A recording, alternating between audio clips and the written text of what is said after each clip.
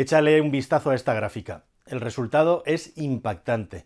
En los últimos 10 años y especialmente en los últimos 5, la aceleración que ha experimentado el fin de la utilización del dinero en metálico a nivel mundial es espectacular. E incluso en algunos países donde se ha ido poniendo el caldo de cultivo para que esto sucediera, que es la expansión del teléfono portátil conectado a Internet, la aceleración es todavía más grande. Sin ir más lejos, en el año 2019 en Nigeria el 90% de las personas pagaban en metálico y para el año 2025 ya va a ser el 50% a lo sumo. Un cambio radical.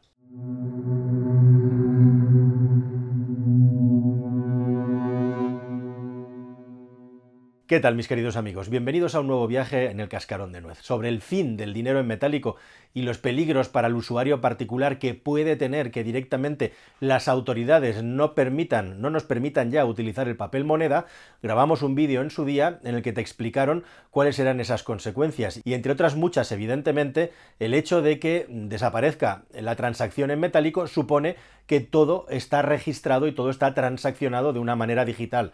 Y digital supone tener acceso a sistemas con claves y al rastreo del dinero. E incluso también que las autoridades no solo se conformaran con eliminar el dinero en metálico, sino que incluso fueran ellos los que crearan las monedas nuevas de curso legal, ahora digitales, podría provocar que el hecho de tener una cuenta bancaria dejara de tener sentido o significado más que virtualmente, porque el Estado podría rastrear exactamente cuánto dinero tienes, para qué lo utilizas, e igualmente también cosas tan bestias como obligarte a utilizarlo so pena de perderlo, algo que parece ciencia ficción, pero que con los CFDI ya es posible y se está debatiendo en algunos de los foros sobre el futuro del dinero. Y esto es actualidad, porque ya habéis visto que, por ejemplo, en su campaña electoral, que donde los políticos pues abren las plumas para resultar lo más atractivos posibles a los votantes, Donald Trump ha dicho que iba a apoyar las criptomonedas y concretamente el Bitcoin para intentar atraer a una parte de la población. Bueno, esto es sumamente interesante y, nos guste o no nos guste, lo cierto es que la comodidad y la velocidad a la que se suceden las transacciones digitales aumenta exponencialmente su uso a medida que vamos teniendo conexión a Internet y que podemos pagar en cualquier sitio de una manera completamente remota y sin utilizar el dinero físico. Hasta la fecha ha sido con tarjetas de crédito, pero ahora hay nuevas modalidades de pago y de utilización del dinero, como pueden ser transferencias inmediatas mediante Bizum y cualquier tipo de operación que podemos utilizar a través de una app en nuestro teléfono portátil. Todo esto tiene su cara buena y puede tener una cara menos positiva, o como mínimo una cara que plantee qué es lo que ocurriría si de repente empieza todo el mundo a utilizar el pago electrónico y rechaza utilizar el pago en metálico. Y como siempre sucede, hay lugares en el mundo que están más avanzados que otros y nos podemos fijar en ellos, no como la regla, pero sí para conocer, si hacemos un viaje en el tiempo, cuáles son los problemas que nos podríamos encontrar si hipotéticamente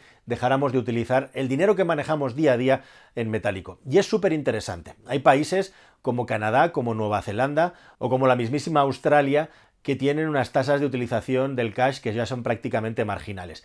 Pero los que han sido campeones de esto tradicionalmente y han llegado más lejos con diferencia son los países nórdicos y específicamente Noruega y Suecia. Hay otros países como Francia, como Reino Unido, como Corea del Sur o como la mismísima Singapur que van camino de convertirse también en estados prácticamente sin dinero en metálico. Pero los campeones de esto, como digo, son los países nórdicos y específicamente Noruega y Suecia. ¿Y qué es lo que nos estamos encontrando que está pasando en esos países? Pues quédate conmigo que te va a sorprender. Bueno, en estos países el dinero digital está en todas partes. Las facilidades para pagar de manera digital, ya sea con tarjeta, ya sea con teléfono móvil, ya sea con tu ordenador, son absolutas y los datos son verdaderamente impactantes.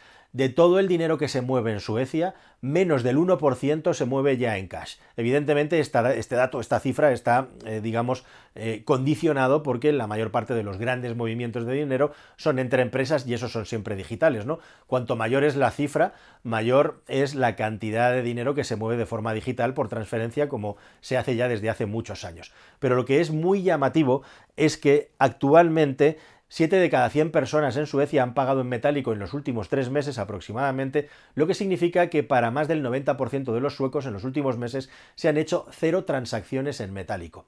Y esto lo impactante es que hace 10 años esta cifra era 5 veces mayor, es decir, estaba entre el 35 y el 40%.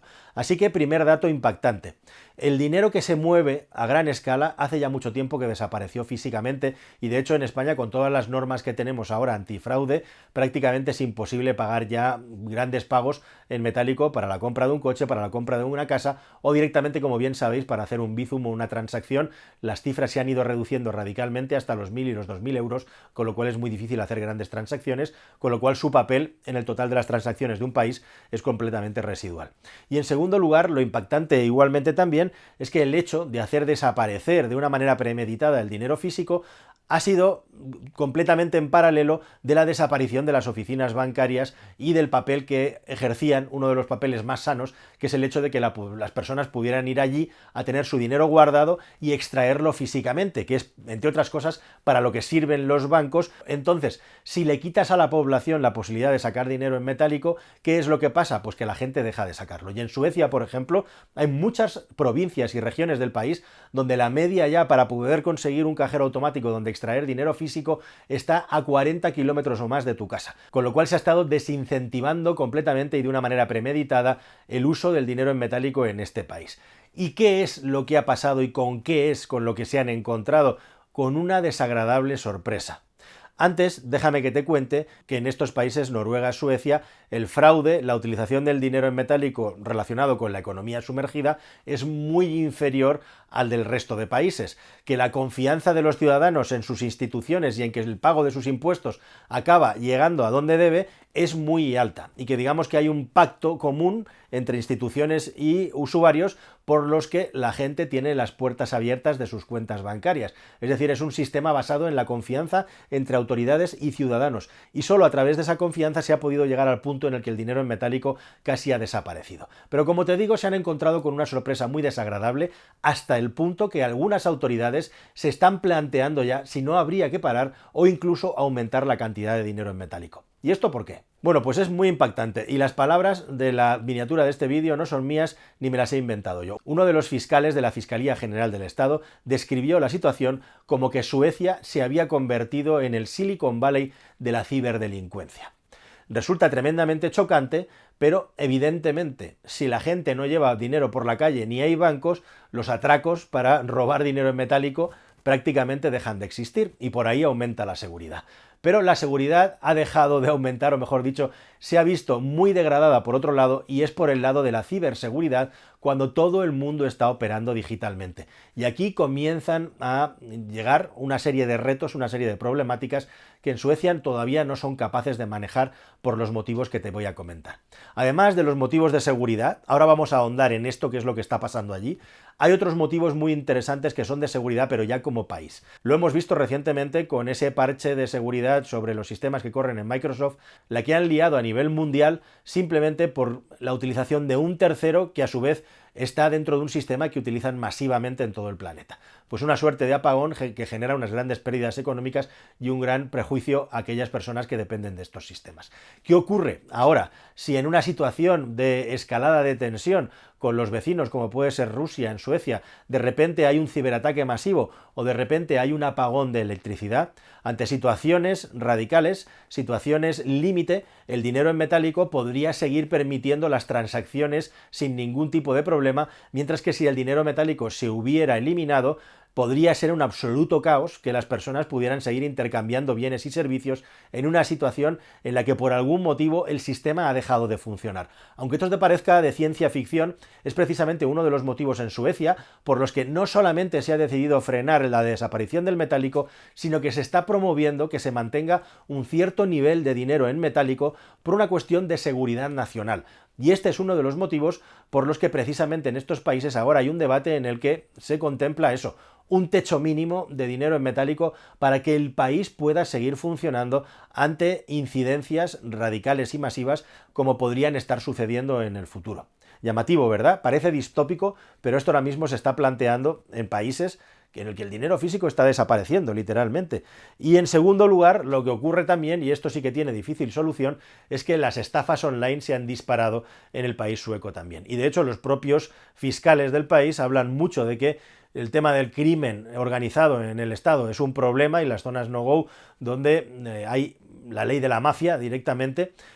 Bueno, pues todo esto es muy bien conocido y lo hemos tratado muy bien en el canal, pero precisamente se denuncia que la policía y los sistemas de seguridad del Estado no están lo suficientemente bien preparados para parar el cibercrimen. Y en Suecia el cibercrimen se ha multiplicado por 2, cosa que está ocurriendo en todo el mundo, y estamos viendo como cada vez más hay más ciberdelincuencia y más delitos asociados a los sistemas digitales que no tienen nada que ver con los robos de dinero que se han hecho toda la vida a punta de pistola de navaja o de escopeta, también conocidos como atracos. ¿Y cuáles son los problemas más importantes que se tienen? Bueno, pues básicamente los engaños, las estafas, pero también los robos de datos. Los robos de datos pueden servir para directamente utilizar tus cuentas para sacar dinero, o directamente de una manera mucho más sutil y también mucho más elaborada para transmitirte la confianza de que estás hablando y operando con alguien que es quien dice ser, cuando realmente lo que se están utilizando son el robo de tus datos para engañarte y hacerte creer que estás operando con tu banco o con una entidad donde tienes tu dinero depositado, o ni siquiera eso. Acabas haciendo transferencias a delincuentes pensando que la transferencia se está haciendo a alguien que es legítimo. Yo he llegado a ver cómo a empresas en España se les ha engañado, se les ha estafado, lanzándoles facturas que tenían los números de cuenta y le bailaba un número y tenían todos los datos de una empresa que operaba con otra de una manera completamente común y normal. Pueden llegar a ser tremendamente sofisticados. Y el peligro de todo esto precisamente es que si al final tienes un sistema que tiene mucho éxito de pago, como puede ser un Bizum o similar, se produce una concentración y una centralización. De nuevo, el efecto del proveedor de servicios de Microsoft que la lió parda hace unos días.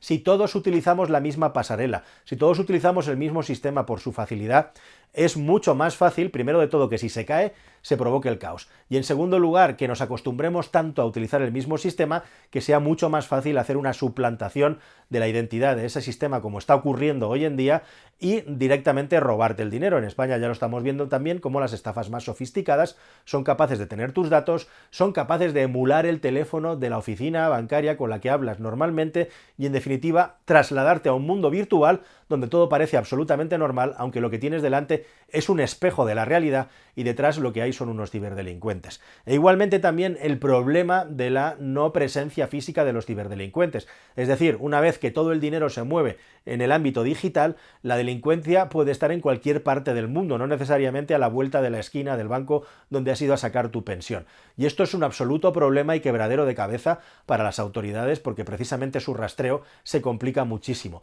E igualmente también vinculado a esto, el hecho de que sean sistemas masivos y transnacionales hace que el nivel de estafa suba mucho, porque estos ciberdelincuentes pueden aplicar su método de una manera absolutamente generalizada en muchas partes del mundo, y aunque su tasa de retorno, su tasa de estafa sea muy baja, al final, con que unos cuantos pican, es verdaderamente goloso sacarles el dinero, y eso es lo que está pasando y lo que están haciendo. Así que el gran problema, para terminar y para concluir con todo esto, es que no solamente hay una restricción importante en el ámbito de la libertad, sino que además las fuerzas y cuerpos de seguridad del Estado que están vinculadas a este tipo de delitos son mucho menos numerosas, mucho más pequeñas y más complicado en lo que se refiere al trabajo de seguir la gran cantidad de delitos cibernéticos a los que solamente le estamos viendo ahora mismo la patita y que no parece que vayan a parar de crecer en los próximos años si nadie lo remedia.